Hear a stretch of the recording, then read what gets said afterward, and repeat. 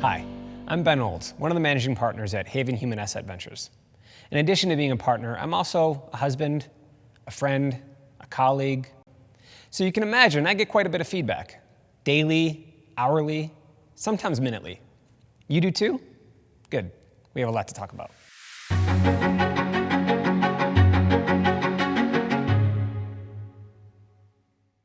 At Haven, we believe professional development should be better, that the experience in corporate classrooms should be provocative, interactive, and fun. We actually believe it's critical to not only learn this stuff, but to actually get you practicing the behaviors in real-world situations.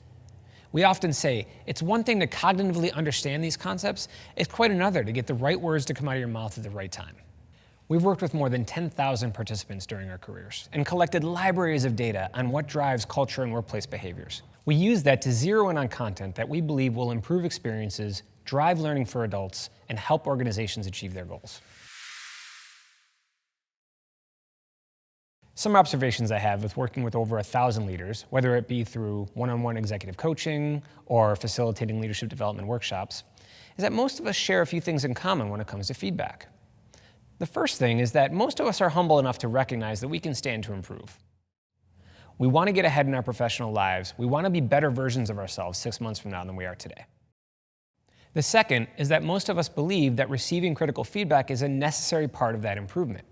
It might not be an enjoyable experience, it might not be fun, but most of us believe that they need critical feedback if they're going to advance and grow. In fact, in a recent survey of executive coaching clients, over 80% of coachees reported preferring a coach who could give direct feedback, without sugarcoating, without beating around the bush. But here's the problem. Despite everything I just said, we want to improve, we believe we can stand to improve, we believe feedback is necessary to improve. Most of us inadvertently ignore, resist, or discourage feedback. And while most companies, big and small, hold candid feedback as a core value, the people responsible for giving the feedback often procrastinate. They hesitate, they delay giving it until the very last minute, usually as part of some annual performance review. So here we are. We believe feedback is necessary to improve, and yet we are doing things that shut down our access to feedback. In part because of this, some scholars have recently suggested that companies do away with feedback, that they focus exclusively on the future and they stop looking at past performance. We actually believe that high-quality feedback discussions can drive improved performance in our underutilized asset. But giving feedback, while important, is less than half the equation. The ability to receive feedback is far more important for your ability to gain value out of those feedback discussions. It is both an art and a science to receive feedback effectively, and that's what we're going to talk about today.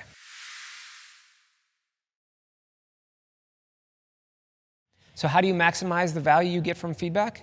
In this course, we're going to talk about how do you recognize the wide array of feedback that's available to you?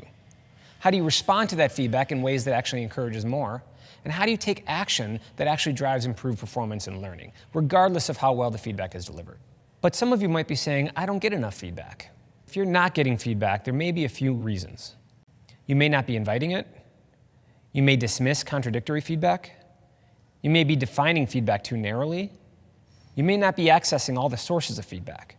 And you may not be handling it well in the moment, thereby discouraging people from providing it in the future.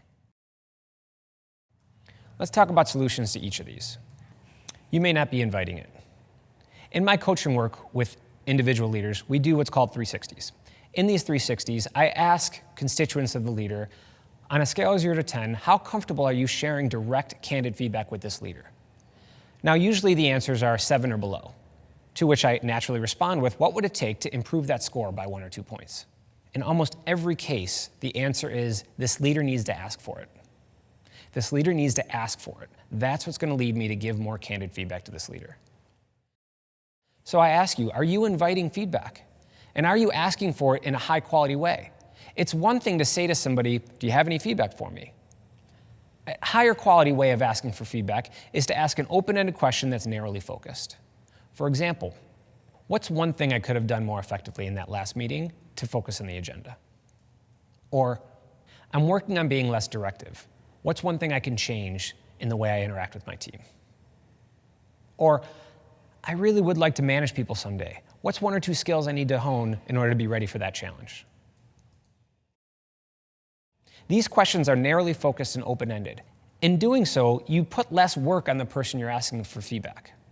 So we'd encourage you, if you're not doing this enough already, to invite feedback by asking for it in open-ended and narrowly focused questions. Let's take a minute and reflect on what we just discussed.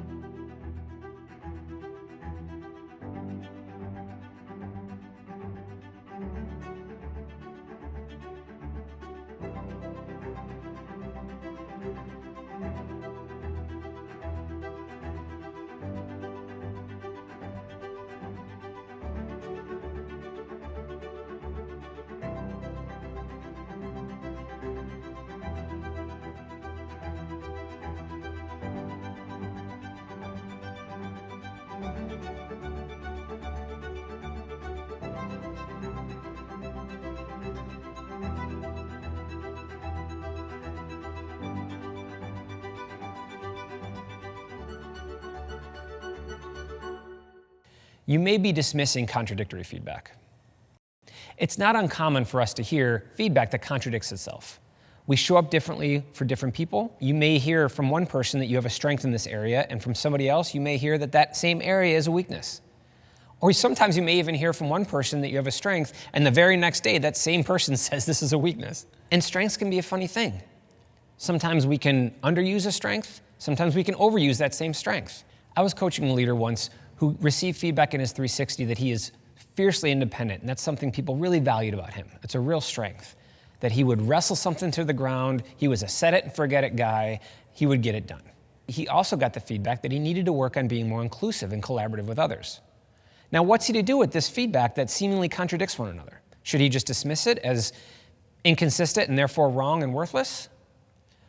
We would like to see him get curious about that instead.